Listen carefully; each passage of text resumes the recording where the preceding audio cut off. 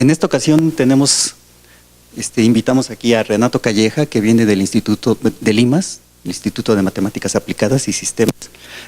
Renato estudió, paralelamente inició la carrera de física aquí en la Facultad de Ciencias y la carrera de matemáticas aplicadas en el ITAM.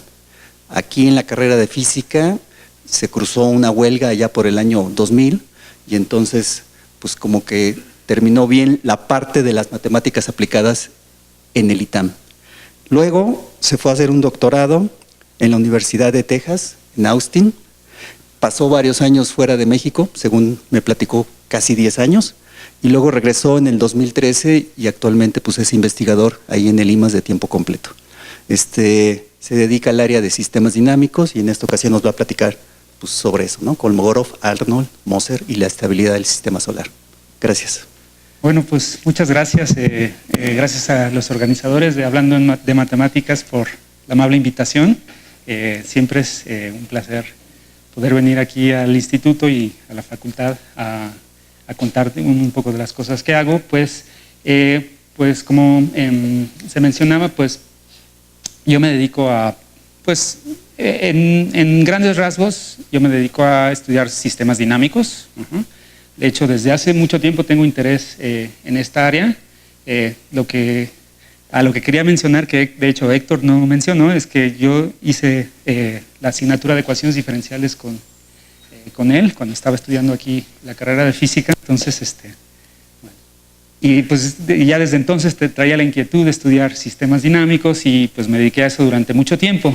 Entonces, pues lo que yo quisiera contarles hoy es, más que nada, me gustaría hacer una plática que va a tener gran parte, una parte muy importante histórica, porque el problema del que voy a hablar, que es la estabilidad del sistema solar, es un problema muy antiguo, o sea, desde, pues qué sé yo, o sea, tampoco me voy muy atrás, voy a empezar en el siglo XIX, pero pues, obviamente se entiende que esto viene de muy atrás, e incluso pues en algunos momentos tenían razones teológicas. De hecho, hace poco me enteré que Newton también tenía un interés teológico en descifrar la estabilidad del sistema solar y el movimiento de los planetas, pero pues yo no voy a mencionar nada de eso, yo voy a hablar de matemáticas aquí, ¿no?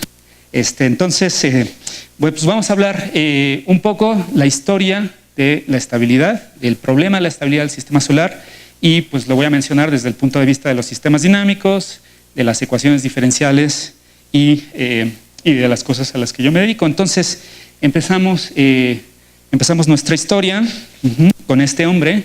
Este hombre era, era un rey, Óscar II.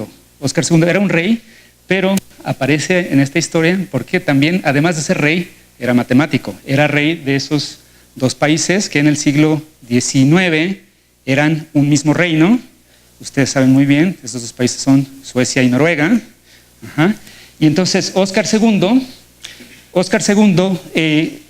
la historia es que Óscar II no pensaba ser rey, era el tercer hermano menor de la familia real, y entonces sus dos hermanos mayores tenían preferencia para ascender al trono, pero pues las cosas de la vida lo llevaron a él a tener que ser rey. Y esto es importante porque pues resulta que Óscar II era una persona que le gustaba mucho pues dedicarse a cuestiones académicas. Era muy buen estudiante, fue a la escuela naval, ¿no? Se destacó ahí, pues digamos sería algo equivalente como el bachillerato, y después decidió estudiar matemáticas en la universidad de Uppsala.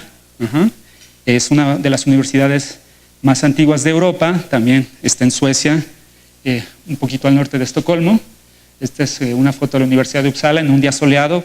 Tengo entendido que no hay muchos de estos en Uppsala, pero bueno, tuvo suerte el fotógrafo. Resulta que Óscar II pues, se dedicó a eso, estudió matemáticas y estaba confiado de que pues, iba a poderse dedicar a eso. Tenía dos hermanos mayores. Resulta que su hermano mayor, que era el primer, que tenía el primer derecho a ascender al trono, pues no tenía herederos, entonces por eso se descartaba. Y después su otro hermano mayor, el que seguía, murió de tifoidea. Entonces, pues no sé, yo me imagino que un día llegaron la corte real y dijeron, buenas noticias, te toca ser rey, y entonces ahí va Óscar II, asciende al trono, en 1873 creo, pues siglo XIX, y pues un poco, imagino un poco frustrado por no poderse dedicar a las matemáticas, parece que tenía un gran talento para eso, y entonces lo que hizo fue que dedicó bastantes recursos del reino para fomentar las matemáticas, y la ciencia en general. Se hizo miembro de la Real Sociedad de Ciencias sueca, ¿no? Después son los que dan el premio Nobel, etc. Pero lo que nos interesa es que fundó una revista de matemáticas, que es el Acta Matemática, que muchos de ustedes sabrán que es una revista de matemáticas que es muy importante, ¿no? Es una revista que tiene mucho renombre, y eso se debe en parte a que Óscar II y pues otras personas le han dado mucho apoyo. Entonces fundó esta revista matemática, Acta Matemática, y uno de sus amigos, que era Gustav Mittag-Leffler, este hombre que está aquí, empezó a dirigir la revista en sus inicios. Y bueno, Mittag-Leffler era uno de los matemáticos más importantes de Suecia en ese momento, o de Suecia y Noruega, no sé, pero del área en esos momentos, y entonces pues empezó a desarrollar bastante esta revista, ¿no? Entonces pasó el tiempo, 1870s, llegaron los 1880s y se trabó llegaron los 1880s, y entonces lo que pasaba es que Óscar II iba a cumplir 60 años. Pues iba a cumplir 60 años, y lo que se le ocurrió a Óscar, al rey, junto con Mittag-Leffler, con este matemático, lo que quería Óscar era hacer, junto con el evento de su cumpleaños, quería hacer un evento que fuera de gran importancia en el mundo de las matemáticas, que sonara en todo el mundo, no sé, en toda Europa, y que su nombre quedara plasmado, asociado a un gran avance en matemáticas, ¿no? Y entonces, pues, supongo que habrá hablado con Mittag-Leffler, y decidieron que lo que debían hacer iban a hacer un concurso de matemáticas, conmemorando también al rey, y invitando a los matemáticos más famosos del mundo en ese momento. Entonces, la idea era que el concurso iba a consistir en una serie de preguntas que iban a idear entre Mittag-Leffler y colaboradores matemáticos muy destacados, ¿no? Después hubo ahí algunas diferencias que tuvo Mittag-Leffler con Weierstrass, pero eso es cuestión de otra historia.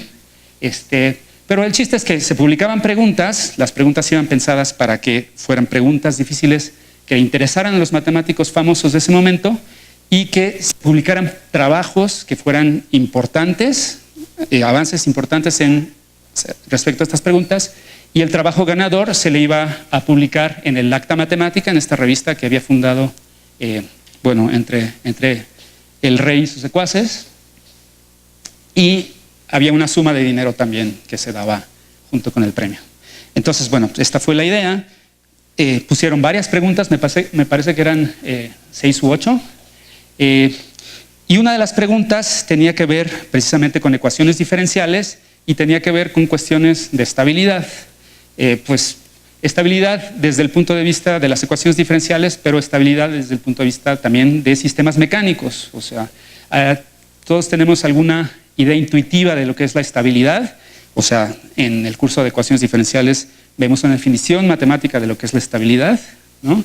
Pero pues desde el punto de vista de la mecánica, de sistemas mecánicos, pues la estabilidad tiene que ver con con sistemas como estos, ¿no? Yo puedo imaginarme unas pelotas aquí en unas rampas, y si pues yo les pregunto a cualquiera de ustedes, o incluso a alguna persona que no tenga idea de matemáticas, cuál de los dos casos es estable y cuál es inestable, pues va a ser inmediato pensar que esta pelota es más estable, ¿no? Pues si está en la rampa hasta abajo, y yo la muevo un poquito, pues va a quedar oscilando cerca de donde estaba en el principio, pero pues la otra pelota va a salir deslizándose a otro lugar distinto, ¿no?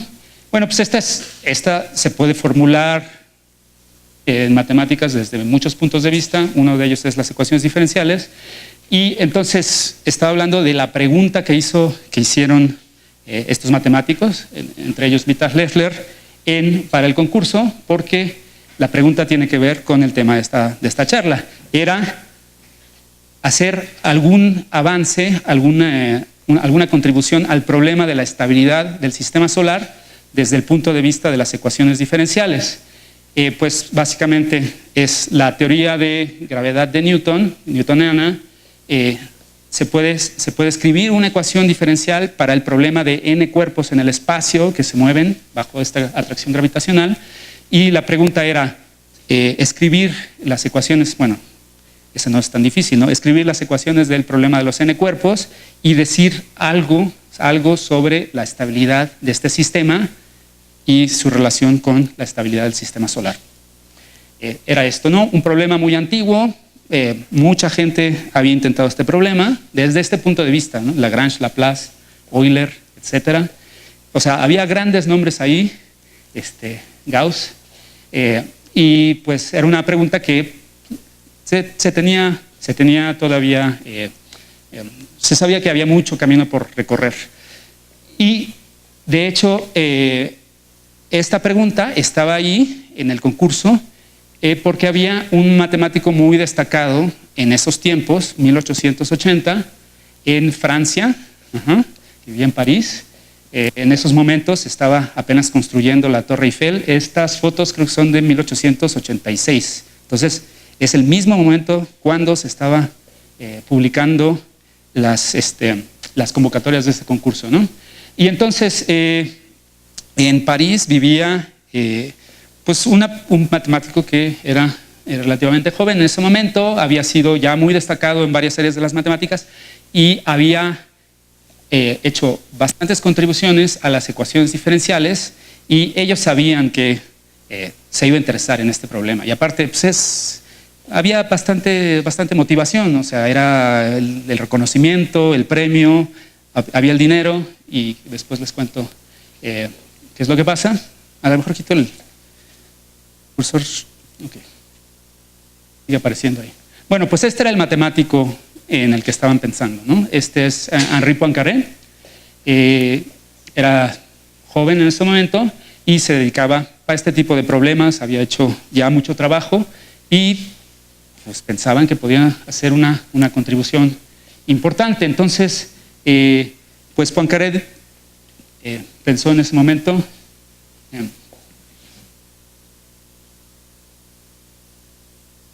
pensó decir algo sobre ese problema. Pero el problema, como estaba escrito, era demasiado difícil. Eran n cuerpos en el espacio moviéndose bajo la atracción gravitacional, y pues Poincaré conocía la historia de este problema, sabía que ese problema era muy difícil y sobre todo era muy difícil decir algo significativo en tan poco tiempo y presentar un buen trabajo y tener un avance.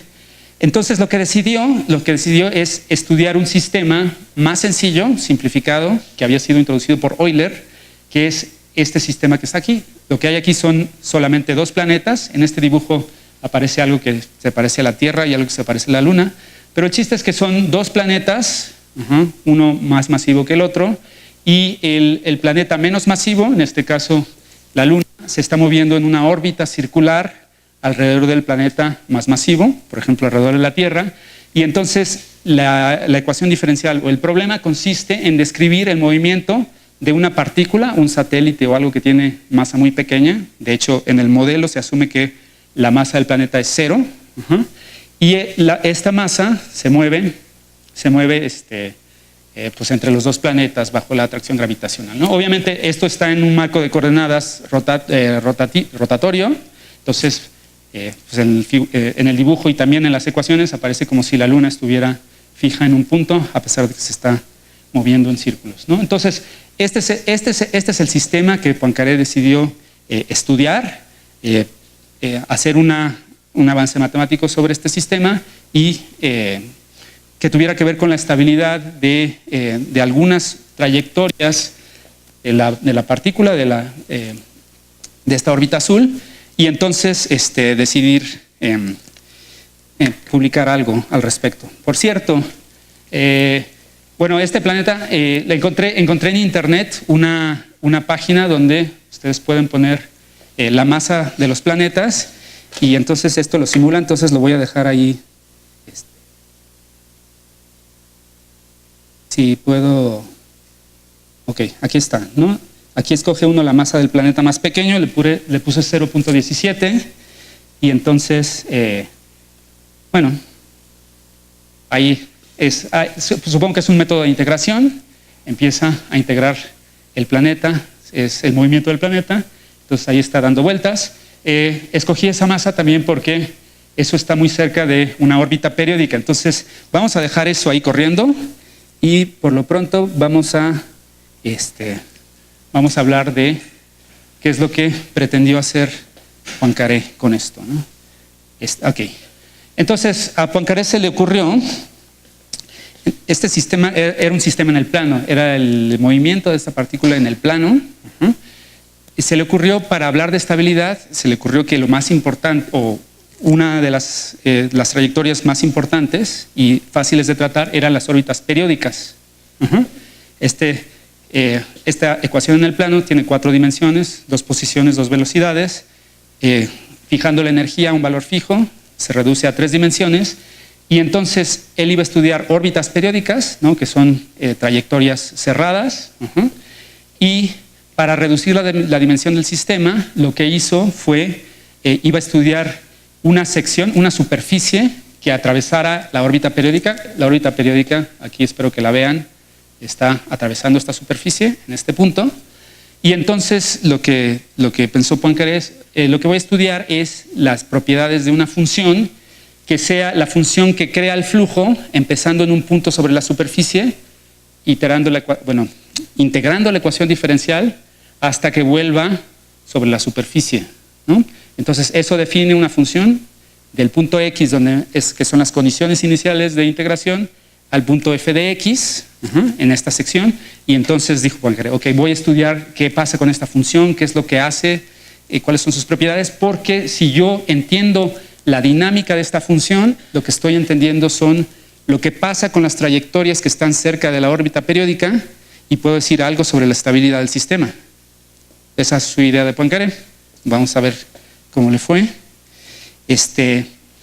Bueno, pues Poincaré se imaginó que esta función, obviamente esta función, los puntos fijos, como se vio en la imagen anterior, corresponden a órbitas periódicas. Entonces, imagínense que esto está sobre la superficie, este punto fijo es una órbita periódica, y entonces Poincaré se dio cuenta que había unas curvas que son variedades estables e inestables, donde la dinámica se aleja del punto fijo y se acerca del punto fijo a tasas exponenciales, y entonces se imaginaba que la estabilidad tenía que ver con la geometría de estas curvas, de estas variedades invariantes. Bueno, pues entonces lo que escribió Poincaré, bueno, esto lo escribió años después, que es que al estudiar estas curvas se dio cuenta que el comportamiento de estas curvas era muy, muy complicado.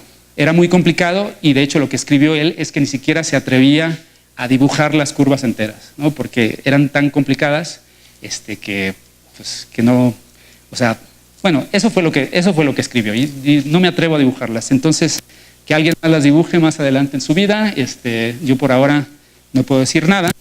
Entonces, esta era parte de la figura que encontró Poincaré. Lo que pasa es que en esta figura, si alguien la dibuja, el resto de la figura se ve de esta forma.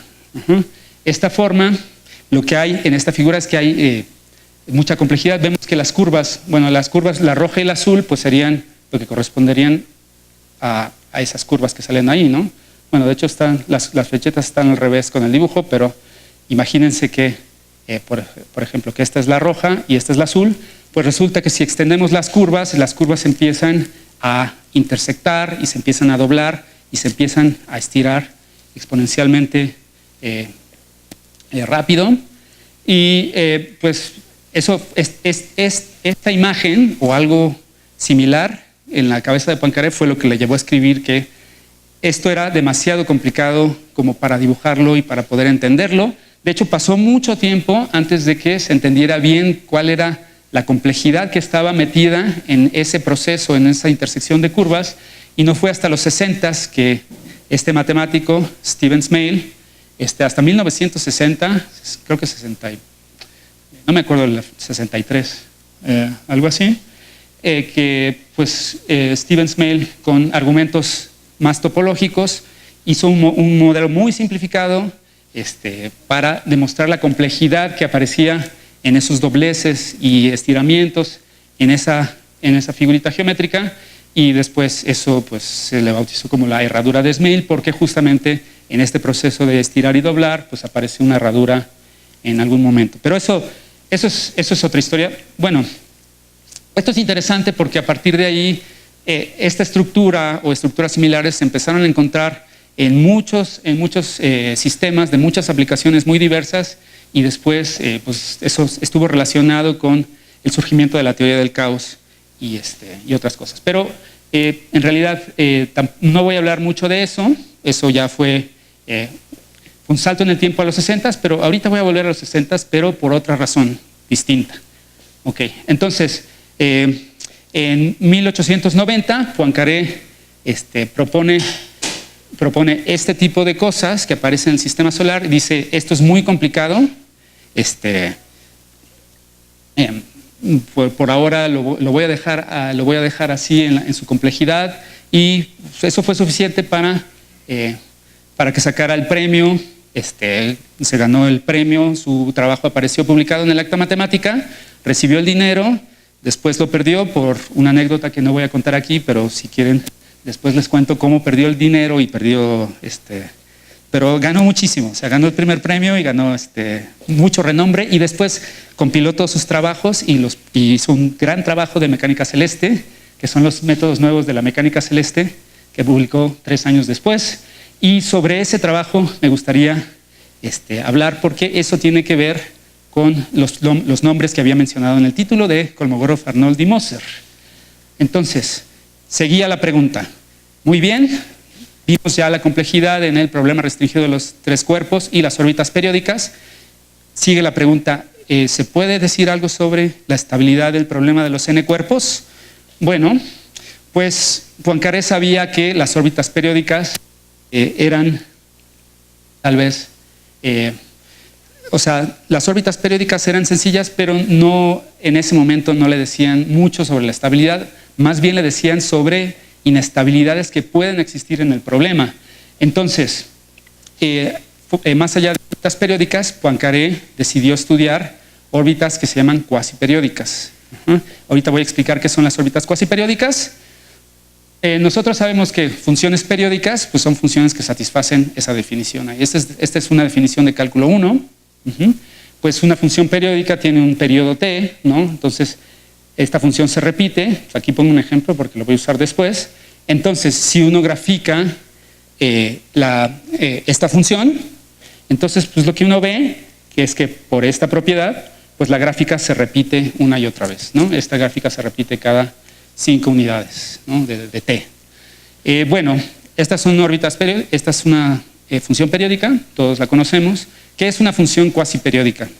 Bueno, una función cuasiperiódica es como una función periódica, pero tiene 2 periodos en vez de 1 y tiene algo más. De hecho, yo puedo escribir una función cuasiperiódica a partir de los coeficientes de Fourier de esta forma, de sus coeficientes de Fourier, así. Y fíjense que aquí hay es como si hubiera 2 periodos que los llamo omega 1 y omega 2. Pero voy a pedir una cosa más, voy a pedir que omega 1 y omega 2 sean independientes en los enteros. Independientes en los enteros quiere decir que si yo tomo 2 enteros y agarro una combinación lineal de omega 1 K1 más omega 2 K2 con K1 y K2 en los enteros, entonces esto que obtengo nunca va a estar en los enteros, nunca va a ser un entero. Ajá. Esto quiere decir que dos números, omega 1 y omega 2, sean independientes en los enteros. Ajá. Ustedes sabrán que, pues no sé, de secundaria o de preparatoria, sabrán que eso quiere decir que la razón entre omega 1 y omega 2 es un número irracional, ¿no? Porque si fuera racional siempre podría ponerle K1 y K2 tal que eso fuera un entero, ¿no? Omega 1, la razón entre omega 1 y omega 2 es irracional, y eso va a ser fundamental. Y eso pues ya entra un poco dentro del campo de teoría de números, aunque sea teoría de números elemental. Pero resulta que esto es fundamental para las órbitas cuasi periódicas, ¿no? Tenemos omega 1 y omega 2 que sean independientes, y entonces pues aquí puse un ejemplo, ¿no? que es el primero que se me ocurrió, que es esta función no es periódica porque tiene, aquí omega 1 sería como 1, pero omega 2 es gamma, y gamma le puse que fuera raíz de 5 menos 1 sobre 2. El cociente entre 1 y esa gamma, pues obviamente es irracional, y entonces pues la pinté, ¿no? La pinté aquí, y entonces es la gráfica, pues no parece periódica. ¿Y por qué le dicen a estas funciones cuasi periódicas? Pues precisamente porque obviamente no son periódicas, no pueden ser periódicas por esta razón, pero si uno agarra un dominio fundamental, un pedazo de la curva, y lo compara con la gráfica de la curva para un tiempo muy grande, pues se encuentra que ese pedazo se parece mucho a un pedazo de la gráfica para un tiempo muy grande, ¿no? Y el tiempo, ¿qué tan grande el tiempo? Pues tiene que ver con omega 1 y omega 2. Entonces, pues sí es una función periódica cuasi periódica, porque no regresa a hacer lo mismo que estaba haciendo en el principio, pero casi, o sea, regresa muy cerca de sus orígenes, ¿no? Regresa muy cerca de sus orígenes, aunque no entra ahí al mismo lugar de donde salió. ¿Y cuál es la relevancia de estas funciones cuasi periódicas en las ecuaciones diferenciales? Pues la relevancia tiene que ver con toros, ¿no? Desde el punto de vista topológico. Pues si agarro ahora mi función cuasi periódica con esta definición, con coeficientes de Fourier, y ahora lo que hago es cambiar omega 1t y omega 2t por dos variables en el círculo, teta 1 y teta 2. Entonces, teta 1 y teta 2, la colección de las dos variables van a estar en el toro, ¿no? Porque tenemos aquí que será teta 1 en el círculo, teta 2 en el círculo, y entonces lo que describen esas dos variables pues es una parametrización del toro. Bueno, pues yo cambiando omega 1t, omega 2t por teta 1 y teta 2, pues lo que obtengo es una función que va del toro en Rn, ¿no? Más aún, si consideramos esta trayectoria que era omega 1t y omega 2t, que son las variables que cambié por teta 1 y teta 2, pues esto es una trayectoria sobre la superficie del toro, y es una trayectoria que es densa justamente porque omega 1 y omega 2 son independientes en los racionales. Si fueran dependientes en los racionales, entonces esta trayectoria pues empezaría aquí en el toro y eventualmente pues volvería al mismo punto de donde salió, pero como son independientes, pues lo que hace esta trayectoria es que pues es una trayectoria que es densa sobre la superficie del toro. Ok, ahorita lo vamos a ver con el ejemplo. Pues sí, densa, o sea, si agarran cualquier abierto aquí en cualquier punto del toro que quieran, pues van a tener un número infinito de intersecciones sobre de la trayectoria. ¿Ok? Esto va a tener sentido desde el punto de vista de las ecuaciones diferenciales. Ok, aquí está el ejemplo que había puesto seno de 2pi t y seno de 2pi gamma t, donde gamma era ese número irracional. Y entonces, si pongo teta 1 y teta 2 por esa trayectoria, entonces lo que obtengo es una función que va del toro en R, ¿no? Porque esta función está en R. Entonces, esa función se ve exactamente así si la graficamos. Y ahora si graficamos la trayectoria, vamos a ver que la trayectoria pues, va a ser una trayectoria sobre la superficie del toro. ¿Dónde está? Ahí apareció y después ya no. Bueno, esa es la trayectoria omega 1t y omega 2t. O sea, tenemos, sabemos, ahí está la omega 1t, es esta, omega 2t es gamma t. Y entonces pues aquí le di 10 vueltas al toro. Si le doy más vueltas, pues esto va a seguir siendo, pues va a seguir acumulándose, y después por las limitaciones de la computadora, pues esto ya se va a ver como si estuviera completamente cubierto, pero pues sabemos desde el punto de vista de las matemáticas que esto es, o sea, lo podemos describir de una mejor manera. Entonces, esto es lo que se le ocurrió a Poincaré que podría ser más importante para la estabilidad de estas órbitas periódicas, ¿no? Aquí tenemos una órbita periódica, sí, tenemos una órbita periódica, y la órbita cuasi periódica vimos que es como equivalente, o sea, una solución cuasi periódica de una ecuación diferencial es equivalente a un toro invariante. Entonces lo que agarré aquí es una figura de Google donde ponen una trayectoria periódica y alrededor ponen un toro invariante. Entonces, pues intuitivamente aquí se ve que esto, aparte en el caso que estudiaba Poincaré, que es de 3 dimensiones, pues esto es una barrera a que las trayectorias que están cerca de la órbita periódica escapen, ¿no? Y salgan y se vayan lejos. Entonces, pues eso sería un criterio de estabilidad. Entonces dice Poincaré, ok, esto es lo que tengo que estudiar. Órbitas cuasiperiódicas, voy a meterle muchos kilos a esto, y entonces Poincaré conocía el trabajo de muchos astrónomos, entre ellos Anders Lindstedt, que lo que hacían los astrónomos es que hacían expansiones, ¿no?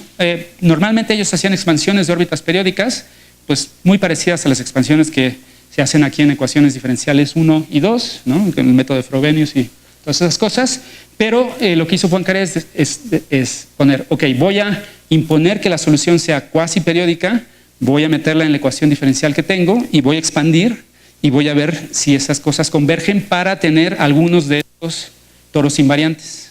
Esa era su idea, ¿no? Entonces, aquí está Poincaré con su idea. Este es Poincaré, esta es la idea, y este es el Lindstedt, este es Anders Lindstedt. Este era el astrónomo que hacía estas expansiones y formalizó este método, y lo usaron para muchas cosas, y encontraron planetas, hicieron bastantes cosas con eso. Pero bueno, entonces empezó a hacer sus expansiones y escribió esto después en su trabajo de mecánica celeste en el 1893. Dice, yo creo que estas mugres expansiones no convergen ni para atrás, no existe, o sea, esto no puede ser que converja. Lo que pasa es que cuando se hacen estas expansiones, en la serie, pues aparecen términos que se ven de esta forma: omega 1 K1 más omega 2 K2, ¿ok? Bueno, que es como esta combinación lineal que tenía ahí arriba. Bueno, y aparecen muchas cosas, ¿no? O sea, que hay expresiones horribles que Poincaré podía calcular, pero dice, lo que pasa es que si aparece este término, yo sé que esto nunca puede ser 0, porque 0 está en Z, pero esto no puede ser 0. Sin embargo, existen K1 y K2, muchísimas K1 y K2, que hacen que este cociente sea muy grande, muy grande, porque si escojo K1 y K2 tal que esto sea muy cercano a 0, entonces 1 sobre esto va a ser un número enorme, y lo puedo hacer tan grande como yo quiera si escojo los enteros de manera astuta. Entonces esto se encontró Poincaré y dijo, problema, esto no va a converger nunca, o sea, vámonos a otra cosa, aquí no hay que entrar en estos conflictos, ¿no?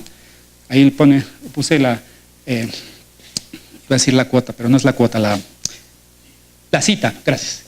La cita, ¿no? Bueno, pasó el tiempo. Esto fue en 1893, después llegaron 1950, en 1954 fue la conferencia internacional, el Congreso Internacional de Matemáticas, en Viena, y fue, pues ustedes saben, es un evento que pasa cada 4 años.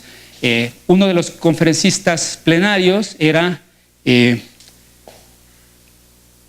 Kolmogorov, que tiene por ahí está Kolmogorov, y su conferencia plenaria fue sobre la convergencia de estas funciones en casos muy particulares.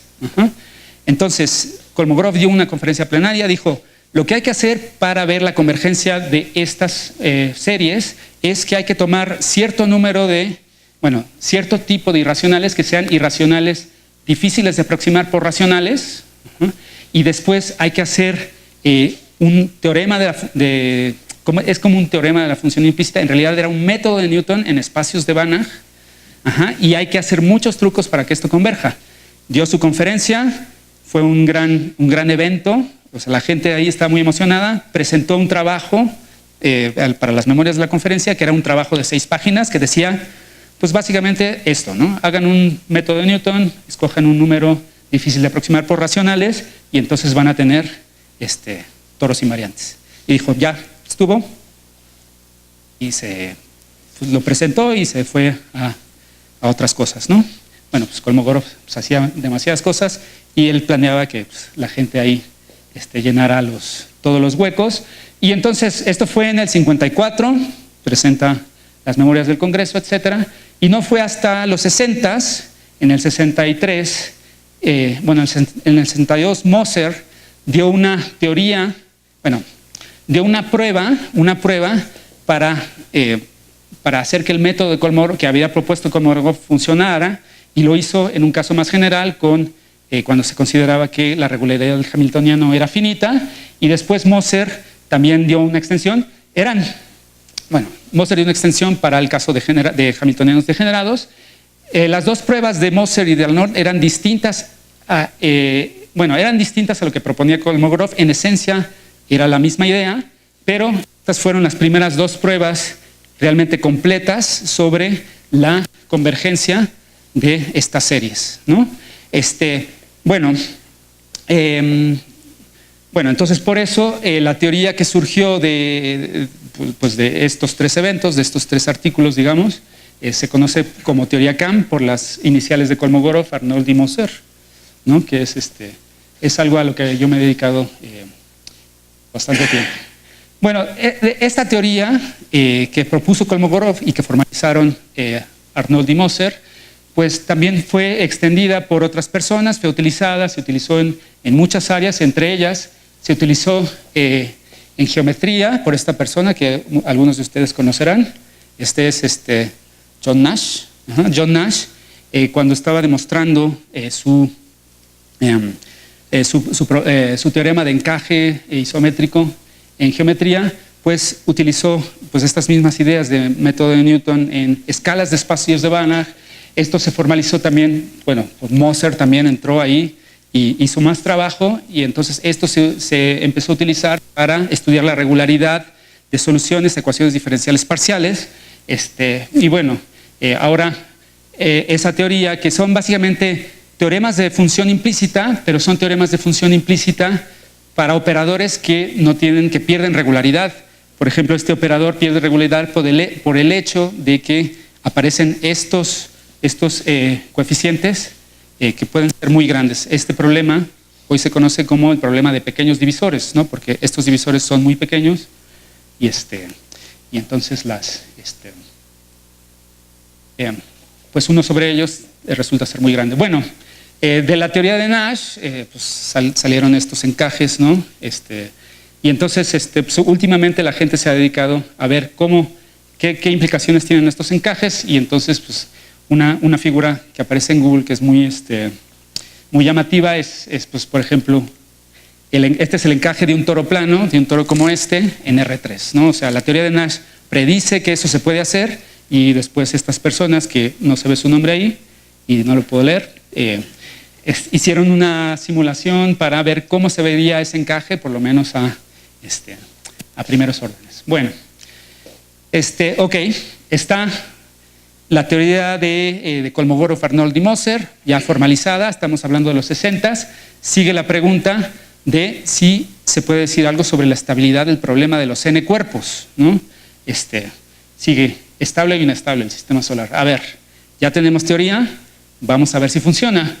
Llegó Michel Hénon en el 66, dijo, ok, lo que voy a hacer es que voy a agarrar otra vez el problema de Euler, el problema restringido de los 3 cuerpos, ¿no? En el plano, y voy a agarrar la prueba de Kolmogorov, Arnold y Moser, y voy a ver qué tan grande tiene que ser el parámetro de perturbación para que para que el teorema me diga que existe una solución cuasi periódica.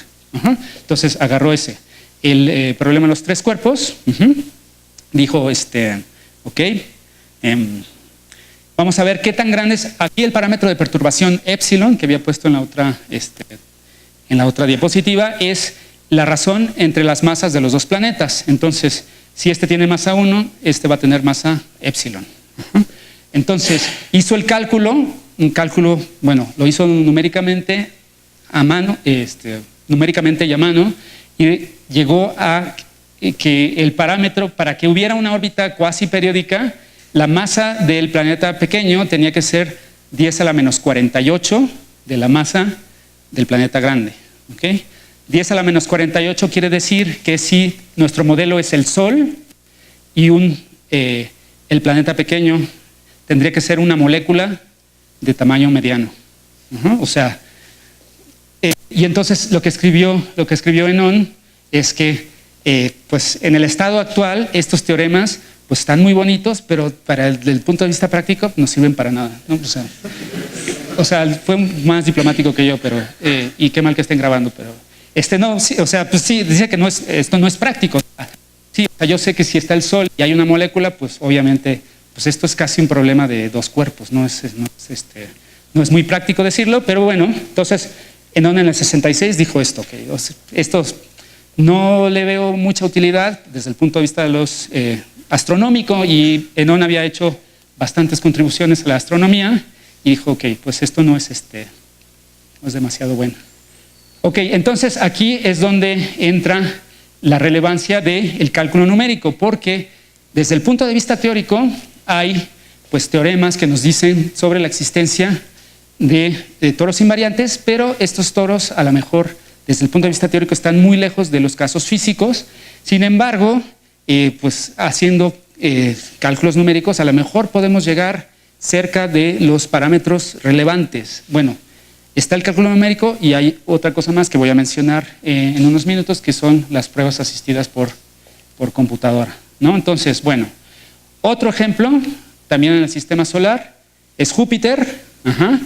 Esto pues es una función diferencial completamente distinta, pero lo que observamos en Júpiter, lo que les quería enseñar es esto, ¿no? Júpiter tiene una tormenta ahí que lleva, por lo menos sabemos que lleva 400 años y parece que lleva mucho más. De hecho, tengo una peliculita que aparece en Wikipedia para que la vean. No, pues es esta tormenta, ¿no? Ahí tienen la tormenta. Bueno, pues la tormenta ahí se queda y parece que hay algo que hace que la tormenta no se desparrame por todo Júpiter, ¿no? De hecho, hay varias cosas ahí que son como barreras al movimiento de esta tormenta, ¿no? Entonces ahí está. Bueno, en esta, creo que son unos pocos meses, esta se llama la sonda Cassini, sí, creo que es la sonda Cassini. O sea, son así en una, son unos pocos meses de la tormenta. Sí. Bueno, entonces, lo que hemos hecho, lo que está haciendo el estudiante de doctorado David Martínez, es que obtuvimos un modelo muy simplificado de lo que pasa en Júpiter. Pues realmente es tan simplificado que hasta se puede calcular algo, ¿no? Entonces, esta es la simulación de David. Bueno, esta es una simulación ya avanzada, pero ahorita va a empezar desde el principio. Empezamos con una franja de condiciones iniciales. Estos son puntos vorticiales, y entonces los puntos vorticiales se empiezan a mover, y entonces lo que observamos es que parece que hay una estructura que envuelve esta, pues yo le llamo tormenta, pues sería como un ojo de gato que envuelve esta tormenta y que no le permite a los puntos vorticiales escapar. Bueno, pues esto está relacionado también con una órbita cuasi periódica. Es una órbita cuasi periódica, pero en este caso sería una órbita cuasi periódica de una ecuación diferencial parcial, y entonces por lo menos David puede, David puede hacer esta simulación, pero aparte también está aprendiendo a calcular esa estructura que retiene al ojo de gato. De repente siento que mi computadora como que se traba. A lo mejor tengo que pararla. A lo mejor tengo que parar esto. Y aquí. Ok. Eso es, pues, es un ejemplo en mecánica de fluidos, también tiene que ver con física de plasmas, pero no voy a hablar demasiado de eso. Puedo volver a un ejemplo pues que tiene que ver más con mecánica celeste, con ejemplos planetarios.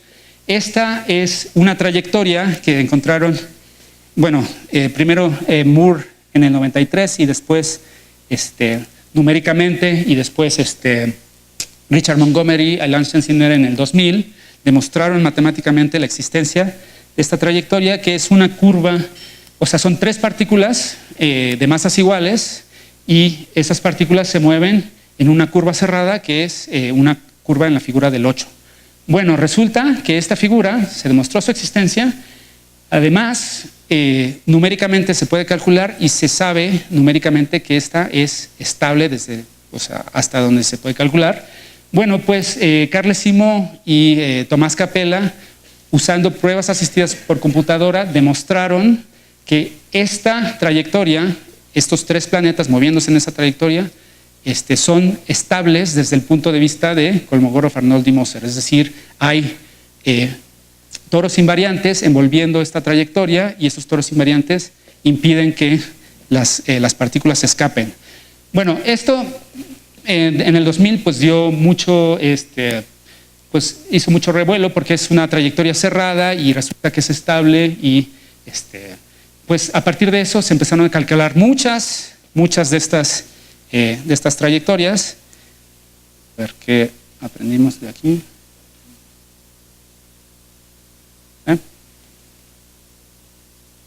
Bueno, pues aquí también pues nosotros hemos encontrado, junto con Carlos García Speitia, aquí de la Facultad de Ciencias, y Eusebius Duedel en Montreal, pues hemos encontrado muchas otras trayectorias.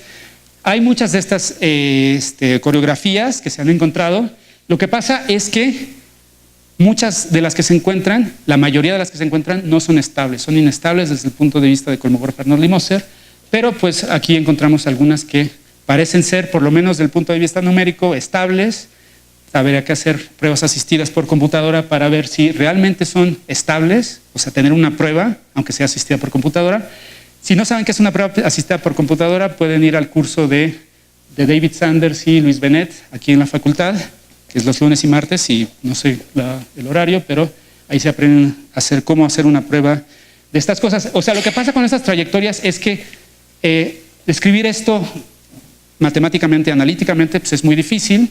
Sin embargo, con un cálculo numérico y enseñándole a la computadora cómo hacer una prueba, se pueden hacer más cosas, ¿no? Bueno, esta es otra trayectoria. Las coreografías, estos se llaman coreografías porque siguen una sola trayectoria. Entonces, fue a Carles Simó que se le ocurrió que esto es como un baile entre los planetas. Lo que pasa es que esto no es exactamente un sistema planetario, porque todas las partículas tienen la misma masa. Pero bueno, les enseñé un montón de coreografías en el plano, también hay coreografías en el espacio. Esta coreografía en particular también es famosa. Esta está demostrada matemáticamente, su existencia.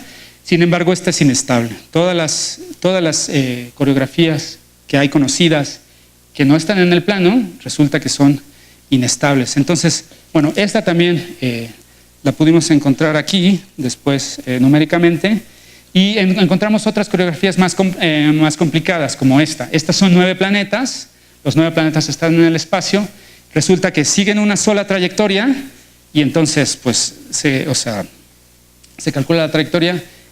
La mala noticia es que esta también es inestable. Entonces, bueno, pero pues está bonita, o sea,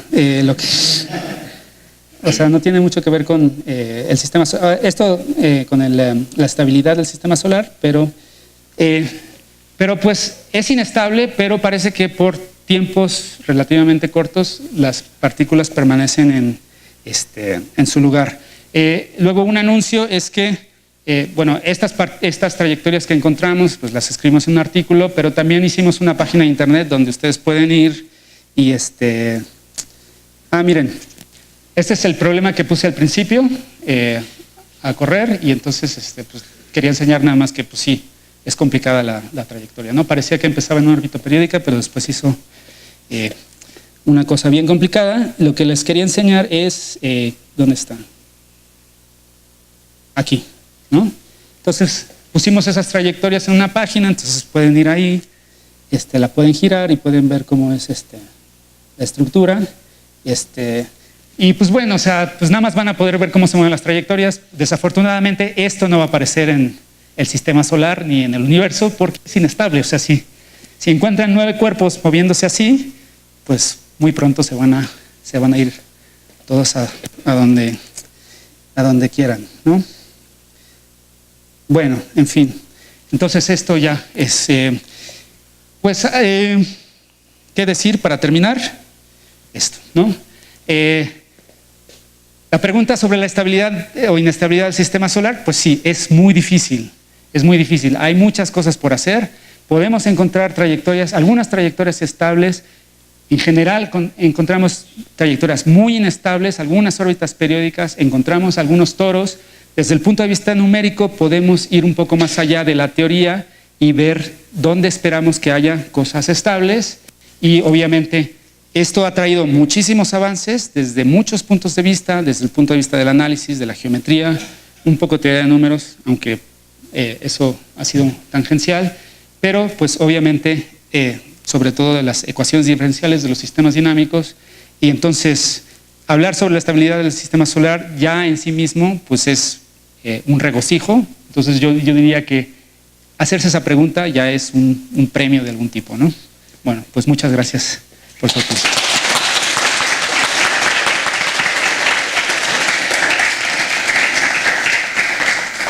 Muy bien. ¿Alguna pregunta pequeña, un comentario, algo? Sí, perdón, sí, dime. Hola.